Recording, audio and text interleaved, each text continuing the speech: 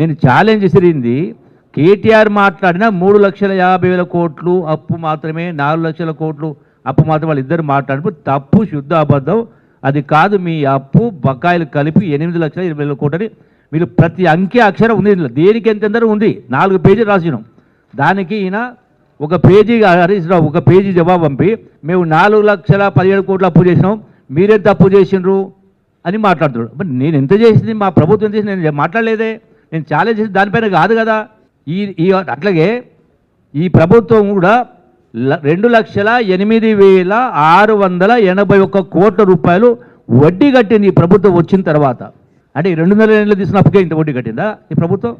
అందుకే పలాయనవాదము, పొడుగు మాటలు, లావు మాటలు, 6 ఫీట్ల మాటలు కాదు మాట్లాడాల్సింది. నేను అడిగిన దానికి సూటిగా సమాధానం చెప్పకుండా డొంక తిరుగు సమాధానం చెప్పి పారిపోయిండు. ఎవరు పారిపోయిండు? ఇప్పుడు కొద్దిగా సిగ్గుసరం ఉండాలి, మాట్లాడితే మతిస్థితి ఉండాలి. మీరు ఈ రోజు కాదు ఏ రోజు కూడా నన్ను మీరు తప్పు పట్టలేరు, నన్ను ప్రశ్నించలేరు.